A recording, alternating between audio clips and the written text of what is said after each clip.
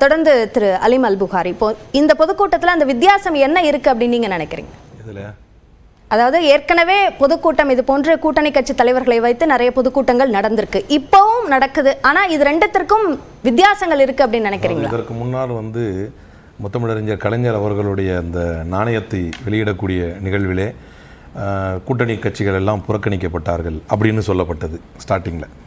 அது அதை ஒரு பேசு பொருளாக்கி ஒருவேளை திமுக பாஜகவோடு நெருங்குதா என்று, அதாவது கூட்டணி கட்சிகள் அதிருப்தி ஆகிவிட்டார்கள் அப்படின்னு சொன்னாங்க.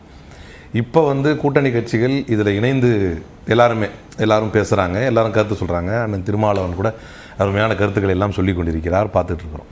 அப்போ இதை பார்த்துட்டு என்ன சொல்கிறாங்கன்னா, இது கூட்டணிக்கான அச்சாரமா அப்படின்னு.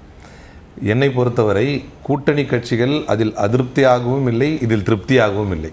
இது ஒரு பவள விழா நிகழ்வு என்றால் அதை அந்த அளவிலான நிகழ்வாகவே தான் இதை பார்க்க வேண்டும்.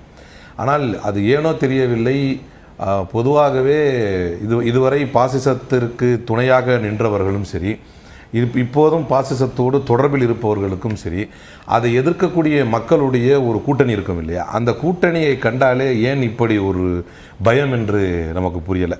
அந்த பயத்தினால்தான் இது கூட்டணிக்கானதாக இருக்குமோ, இவர்கள் இதில் கூட்டணியை பேச போகிறாங்களோ, அல்லது முதல்ல என்ன சொல்கிறாங்க, நாணயம் வெளியிடப்பட்டால் அப்போ கூட்டணியில் விரிசல் விழுந்துருச்சா, பாஜகவோட நெருங்கிட்டாங்களா அப்படிங்கிறாங்க. அதுவே இங்கே இது மாதிரி, அதாவது எந்த விழாவில் யாரை அழைப்பது என்பது ஒரு கட்சியுடைய நிலைப்பாடு தானே. எந்த விழாவில் யாரை நீங்க பயம்னு குறிப்பிட்டீங்க, அது யாருக்கான பயம்? அதிமுகவுக்கா, பாஜகவுக்கா, இல்ல வேற யாருக்கும்? நான் தான் தெளிவா சொன்னேன், ஃபர்ஸ்ட் பாசிசத்தோட கூட்டணியில் இருந்தவங்க. இல்ல அது டைரக்டா பேரை சொல்லி சொல்லலாமே.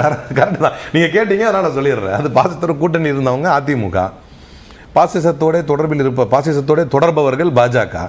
இந்த இரண்டு பேருக்குமே அதை பற்றிய ஒரு கலவரம் பற்றி கொள்வதனால்தான் அதையே பேசுகிறார்கள். தொடர்ந்து இது கூட்டணிக்கு இன்னும் நேரம் இருக்கிறது.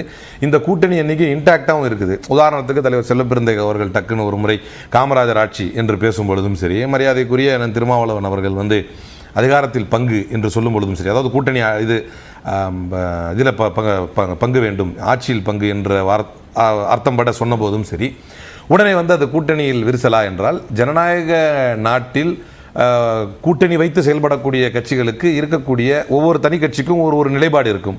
அந்த நிலைப்பாட்டை சொன்ன போதெல்லாம் அவங்க அந்த கூட்டணியிலிருந்து விலகிட்டாங்களா, இந்த ஒரு ஈகர்னஸ் ஏன்னு கேட்குறேன். ஏன் இவங்க அந்த கூட்டணியிலிருந்து விலகிட்டாங்க, ஏன் விலக போறாங்களா, இவங்க விலகுவதற்கான அதற்கான வாய்ப்பு இவர்களுடைய கருத்தை உருவாக்கி கொடுத்ததா என்ற கேள்வி வருது.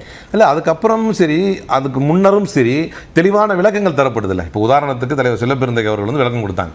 ஒவ்வொரு கட்சிக்கும் கொள்கை இருப்பதை போல இந்த கட்சி, அதாவது காங்கிரஸ் கட்சிக்கான கொள்கை என்பது எதை நோக்கி நம்ம பயணிப்போம், எது நம்முடைய இலக்கு அப்படின்னா, பாஜகவுக்கு ஒரு இலக்கு இருக்கும், திமுகவுக்கு ஒரு இலக்கு இருக்கும், அந்த மாதிரி காங்கிரஸுக்கு ஒரு இலக்கு இருக்கும். அந்த இலக்கு எப்போதுமே தமிழ்நாட்டை பொறுத்தவரை காமராஜர் ஆட்சி. நீங்க சொன்ன மாதிரி இந்த கூட்டணி இன்டாக்டா இருக்கு அப்படின்றத சொல்றீங்க. ஆனா அதற்கு முரணாக இருப்பது போன்ற ஒரு கருத்து சொல்லும் போது, ஏற்கனவே கூட்டணியில பிரச்சனைன்ற விமர்சனத்தை வைக்கிறவங்களுக்கு ஒரு பேசு பொருளை நீங்க கொடுக்கிற மாதிரி ஆகுது அப்படின்றதான அர்த்தமாகும். அதாவது கூட்டணியை முறிக்கக்கூடிய கூட்டணி முரண், இதற்கு இடைப்பட்டு கூட்டணியில் இருக்கக்கூடிய கட்சிக்கென்று ஒரு தனிப்பட்ட நிலைப்பாடு இருக்கும் என்பதை ஏன் ஏற்க மறுக்கிறோம்? இப்போ ஒன்று கூட்டணியாக இருக்கணும், இல்லை கூட்டணிக்கு முரணாக போயிடணும். இந்த இரண்டுக்கும் இடைப்பட்டு ஒரு நிலைப்பாடே இல்லையா? அப்போ அதுக்கு விளக்கமாக தலைவர் ராகுல் காந்தி அவர்கள் சொன்னது இன்னும் அற்புதமாக அமைஞ்சது. காங்கிரஸ் நிலைப்பாட்டை பொறுத்த வரைக்கும், அடுத்து விசிக நிலைப்பாட்டை கூட நம்ம பேசலாம். காங்கிரஸ் நிலைப்பாட்டை பொறுத்த வரைக்கும் தலைவர் ராகுல் காந்தி சொன்னது, நான் யாரையுமே அண்ணன் என்று அரசியல் ரீதியாக அழைத்ததில்லை, ஆனால் இவரைத்தான் அண்ணன் என்று அழைக்கிறேன், அதற்கு காரணம் இது கொள்கை கூட்டணி என்றார். அப்போ நம்ம அந்த கொள்கைன்னு எடுத்துக்கிட்டாலே, இது புரியுறவங்களுக்கு ரொம்ப இலகு. இது கொள்கைன்னு எடுத்துக்கிட்டாலே, எதுவரை கொள்கை ரீதியான சித்தாந்த போர் தொடர்ந்து கொண்டிருக்கிறதோ, குறைந்தபட்சம் அதுவரைக்குமாவது இந்த கூட்டணி முறிவதற்கான வாய்ப்பே இல்லையே, ஒரு வாதத்துக்கு எடுத்துக்கிட்டா. அப்போ இது கொள்கை கூட்டணி என்று சொன்ன மாத்திரத்திலே நாம் புரிந்து கொள்ள வேண்டும், கொள்கை ரீதியாக பயணிக்க வேண்டிய தேவை எவ்வளவு தூரம் இருக்குதோ அது வரைக்கும் இந்த கூட்டணியில் பிளவு பிரச்சனை இருக்க வேண்டிய அவசியமே இல்லை. ஒன்று. ரெண்டாவது, ஒடுக்கப்பட்ட சமூகத்தில் இருந்து அதிகாரத்தை நோக்கி போகணும் அப்படிங்கிறது விசிகாவுடைய நிலைப்பாடு. அப்ப நமக்கு அதிகாரத்தில் பங்கு இருக்கணும் என்று அவர் சொன்னது ஒரு தனிப்பட்ட கட்சியாக தன் கட்சி நிர்வாகிகளை தக்க வைப்பதற்கும் அவர்களுக்கு ஊக்கம் தருவதற்குமான வார்த்தையாக தான் நம்ம பார்க்கணும். சரி, ஓகே. திரு தமிழன் பிரசன்னா, அலீம் அல் புகாரியிடம் முன்வைத்த அதே கேள்வியை உங்களிடமும் முன்வைக்கிறேன். ஏற்கனவே கூட்டணி கட்சி தலைவர்களை கொண்டு பொதுக்கூட்டங்கள் நடத்தப்பட்டிருக்கின்றன. அதற்கும் தற்போது இருக்கக்கூடிய சூழலுக்கும் இந்த பொதுக்கூட்டம் நடத்தப்படுவதனால் வித்தியாசம் இருக்கு அப்படின்னு ஒரு பார்வை முன்வைக்கப்படுது. உங்க கருத்து என்ன? நிச்சயமாக இல்லை. திராவிட முன்னேற்றக் கழகத்தினுடைய தலைமையிலான இந்தியா கூட்டணி என்பது தமிழ்நாட்டில் எப்படி பாசிச பாஜகவை வீட்டுக்கு அனுப்புவதற்காக ஒரு பேர் இயக்கத்தை கட்டமைத்து, சற்று நேரத்திற்கு முன்பு மரியாதைக்குரிய ஐயா பாலகிருஷ்ணன் அவர்கள் அந்த பொதுக்கூட்ட மேடையில் பேசிய கருத்தை நீங்கள் கேட்டிருப்பீர்கள். இந்த கூட்டணி அமைவதற்கும் இன்றைக்கு பாசிச பாஜகவை கடிவாளம் போட்டு உட்கார வைப்பதற்குமான தொடக்கத்தை தொடங்கி வைத்தவர் இன்றைய தலைவர் முத்துவேல் கருணாநிதி ஸ்டாலின் என்று சொன்னார். நீங்கள் ஏதோ அரசியல் கணக்கிற்காக இன்றைய இயக்கங்கள் கூடியிருக்கின்றன என்று நீங்கள் அப்படி கருதினால், அந்த வேலையை அரசியலுக்காக, நாற்காலிக்காக, இந்திய ஜனநாயகத்தை படுகொலை செய்வதற்காக கூடுகிற கூட்டம் பாஜகவும் அவர்கள் நடத்துகிற கூட்டணியைத்தான் சாரும். ஆனால் எங்கள் கூட்டணி கொள்கை கூட்டணி. ஏன் ஒரு இயக்கத்தினுடைய பவள விழாவிற்கு இத்தனை கூட்டணி கட்சி தலைவர்களும் ஒரு மேடையில் வந்து அமர்ந்திருக்கிறார்கள் என்கிற அந்த கருத்து என்கிற கேள்விக்கு உங்களுக்கு நான் பதில் கொடுக்க ஆசைப்படுகிறேன். இந்த திராவிட முன்னேற்ற கழகத்தினுடைய தொடக்கம் என்பது 1949 ஆண்டு செப்டம்பர் மாதம் 17 பேரறிஞர் அண்ணா ராபின்சன் பூங்காவிலே சொன்னார், இன்றைக்கு கொட்டுகிறது மலை, இந்த விடாது மலையில் அடாது குடியிருக்கிற தமிழினமே உங்களுக்கு ஒன்று சொல்லிக் கொள்ளுகிறேன். நான் இன்றைக்கு நடப்போகிற மாஞ்செடி ஒரு ஒட்டு மாஞ்செடி. இந்த ஒட்டு மாஞ்செடி வேர்விடும், கிளைவிடும், செடியாய், மரமாய், கிளையாய், பூக்கள், கனி, காய்கள் என்று அடர்ந்து பறந்து விரிந்திருக்கும். 50 ஆண்டுகள் கழித்து ஒரு பெரிய மாமரமாக விரிந்திருக்கும். அதன் கீழ் தன்மானமுள்ள தமிழர்களுக்கான ஆட்சி, அதற்கான நாடு, இந்த நாடு என்பதை நிரூபிப்பதற்கு நடுகிற ஒட்டுமாஞ்செடி தான் இந்த திராவிட முன்னேற்ற கழகம் என்கிற ஒட்டுமாஞ்செடி என்று சொன்னார். அந்த நிலையில் தான் இந்த திராவிட முன்னேற்ற கழகம் என்பது சமதர்ம சமூகத்தை படைப்பதற்கும் சமூக நீதியை காப்பதற்கும். வாங்கிட்டு நீங்க தொடரலாம். கலைஞர் நாணய வெளியீட்டு விழா, அதற்கு கூட்டணி கட்சிகளை அழைக்கல என்பது கடும் விமர்சனத்திற்கு உள்ளானதோட கட்டாயத்தின் நீட்சியாகத்தான் இந்த விழாவுக்கு கூட்டணி கட்சிகள் அழைக்கப்பட்டிருக்காங்க என்ற பார்வையும் முன்வைக்கப்படுது.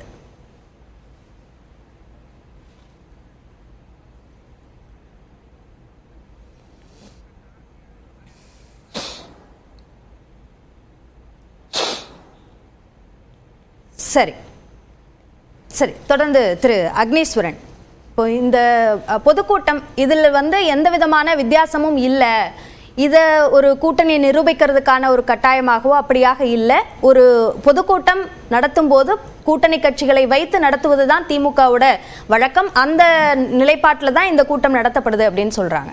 உங்களோட கருத்து என்ன? இந்த கருத்து 75வது ஆண்டு விழா, பவள விழா கொண்டாட்டம் என்பது வாழ்த்துக்கள். ஏனென்றால் இது பேரறிஞர் அண்ணா ஆரம்பித்த கட்சி. ஆகவே அதே கொள்கையோடு இன்றைக்கும் திராவிட முன்னேற்ற கழகம் பயணிக்கிறதா என்று கேட்டால் இல்லை அப்படின்னு தான். ஏன்னா நீங்கள் 2021 நீங்கள் ஆட்சிக்கு வரும் 10 ஆண்டு காலம் ஆட்சிக்கு பிறகு நீங்கள் வந்திருக்கிறீங்க அப்படின்னா, நீங்கள் சொன்ன அந்த நீட்டு விவகாரம், சமூக நீதியில் ஜாதிவாரி கணக்கெடுப்பு, நேற்றுக்கு முன்தினம் கூட ஐயா மருத்துவர் ராமதாஸ் அவர்கள் பிரதமருக்கு கடிதம் நீங்கள் நடத்தியே ஆகணும் அப்படின்னு சொல்லி. ஆனால் மத்திய அரசாங்கம் அந்த சென்சஸ் இதவே ஆணையத்தை கலைச்சிருக்கிறாங்க. ஆகவே இவைகள் எல்லாமே மத்திய அரசுக்கு எதிராக நாம் மாநிலத்தினுடைய உரிமைகளை போராடுவதற்கு நம்ம என்ன செஞ்சிட்ருக்கிறோம், இதுதான் ஒன்று. மத்திய அரசு எங்களுக்கு நிதி தரமாட்டேங்குது, மத்திய அரசு நிதி தரமாட்டேங்குது என்பதற்காக மாநில அரசில் ஏற்கனவே 150% உயர்த்தியிருக்கிறோம். இன்றைக்கு கூடுதலாக 6% வரியை அதே சொத்து வரியில் உயர்த்தியிருக்கிறாங்க. இந்த பவள விழா கொண்டாடியதுக்கு பிறகாவது உயர்த்தியிருக்கலாம், மக்கள் மீது நாம் அவ்வளவு கரிசனமும் அன்பும் காட்டுவதாக இருந்திருந்தால். ஆகவே இன்னைக்கு நம்ம பார்க்க வேண்டியது, விழா கொண்டாடுவது ஒரு ஆளுகிற கட்சியாக ஒரு 75 ஆண்டு காலம் கடந்து வந்த பாதையை நாம் கற்றறிந்த பாடத்தை பேசுகிறது. நடப்பு பிரச்சனைகள் பற்றி பேசுறீங்க. இப்ப அரசியல் ரீதியாக இந்த பொதுக்கூட்டம் பற்றி உங்களுடைய பார்வை என்ன? இப்போ திமுக கூட்டணியை பார்த்து அதிமுக பயப்படுது என்று சொல்கிறார் அலிம் அல்புகாரி, அதற்கு உங்களோட பதில் என்ன? திமுக தான் கூட்டணி கட்சிகளை பார்த்தே பயப்படுது. விடுதலை சிறுத்தைகள் போய்விடுமோ? விடுதலை சிறுத்தைகள் கலைஞர் 10 சீட்டு கொடுத்தாரு, இன்னைக்கு திரு மு.க. ஸ்டாலின் தமிழ்நாட்டின் மாண்புமிகு முதலமைச்சர் 6 சீட்டு கொடுத்தாங்க, 4 சட்டமன்ற உறுப்பினர், 2 நாடாளுமன்ற உறுப்பினர். 4 சீட்டு வச்சிருக்கிற விடுதலை சிறுத்தைகளே கேட்குதுன்னா இதை விட அதிக எண்ணிக்கையில் இருக்கக்கூடிய காங்கிரஸ் கேட்டா நாம என்ன பண்றது? ஒருவேளை இந்தியா கூட்டணிக்கே அது இது வச்சிருவாங்களோ அப்படியெல்லாம் அவர்கள் நினைத்து கொண்டிருக்கிறார்கள். இப்போ கூட்டணி சேருவதில் பிரச்சனை இல்லை, கொண்டாடுவதில் பவள விழா கொண்டாடுவதில் வாழ்த்துக்கள் பிரச்சனை இல்லை. ஆனால் மக்கள் இந்த அரசு, இந்த ஆட்சி, இந்த கூட்டணியை பற்றி மக்கள் கொண்டாடுகிறார்களா என்று கேட்டால் இல்லை. அதுதான் அர்த்தம். அதைத்தான் நாங்கள் பார்க்கிறோம். கூட்டணி கட்சிகள் நாங்கள் நீடித்திருப்பதால், ஒரு அரசியல் கட்சி கூட்டணி ஒத்துமையாக இருப்பதால் என்ன பயன்? மக்களுக்கு பயன் அளிக்கணும். அதுதானே. இப்போ இப்படி வேணா கணக்கெடுங்களேன். இல்ல, திரு எடப்பாடி பழனிசாமி சொல்லும்போது சொன்னாரு, கூட்டணிக்குள்ள, திமுக கூட்டணிக்குள்ள புகைச்சல் இருக்கு அப்படின்னு சொன்னாரு. ஆனா இப்போ எல்லாரும் ஒண்ணா உட்கார்ந்து பொதுக்கூட்டம் நடக்குதே. உட்கார்றவங்க எல்லாம் ஒரே கருத்தோட இருக்காங்கன்னு அர்த்தமா? நீங்க ஒரே கருத்து 10% EWS பேசின தலைவர்கள் எல்லாருமே சொல்றாங்க. எல்லா தலைவர்கள்லாம் உட்காருவாங்க, அது ஒன்றும் பிரச்சனை இல்லை. ஒரு முக்கியமான விழாவுக்கு எல்லோரும் ஒன்று சேருவார்கள், அது அரசியல் நாகரிகம். ஆனால் 10% EWSல நீங்க விடுதலை சிறுத்தைகளுக்கும் கம்யூனிஸ்டுகளுக்கும் முரண்பாடு இருக்கா இல்லையா? நீங்க ஈழத்தமிழர் விடுதலை சிறுத்தைகளுக்கும் காங்கிரஸுக்கு முரண்பாடு இருக்கா இல்லையா? அப்ப அது இங்க முக்கியம் இல்லை. நீங்க எல்லோரும் சேர்ந்து 40க்கு 40, ஏற்கனவே 39 இந்த கூட்டணி கட்சிகள் எல்லாம் சேர்ந்து எல்லா வரியும் உயர்த்துறதுக்கா, நீட்டு விலக்கு கொண்டு வராம பாடுபடுறதுக்கா? கூட்டணிக்குள்ள கொள்கையில சில முரண்கள் இருக்கிறத சொல்றீங்க. இப்ப சமூக நீதியில அதிமுகவும் திமுகவும் ஒரே நிலைப்பாட்டில் தான் இருக்காங்க. ஆனா எதிர் கட்சிகளா இல்லையா? அப்போ கூட்டணிக்குள்ள இருக்கிறவங்க வெவ்வேறு கொள்கையோட ஒன்னா இருக்க முடியாதா? அரசியல் கட்சிகள் வேறு வேறு நிலைப்பாட்டில் இருக்கிறது முக்கியம் இல்லை. அது அண்ணா திமுகவிலிருந்து வந்த கட்சி, அதனால் அதை எதிர்த்து நிற்கிறது. ஆனால் நீங்கள் உள்ளுக்குள்ள சில முரண்பாடுகளை வைத்துத்தானே கூட்டணி அரசியல் சக்கரம் நகர்கிறது. நான் அதுக்காக சொல்றேன். ஆக இந்த கூட்டணி தொடர்கிறதா தொடரவில்லையா என்பது இப்பொழுது தெரியாது. இன்னும் 18 மாதம் இருக்கிறது. ஆனால் நான் இப்ப கேட்பது, திரு ஆதவ் அர்ஜுன் கேட்ட கேள்வி, நீங்க தலித் நீங்க சமூக நீதி என்று பேசுகிறீர்கள்,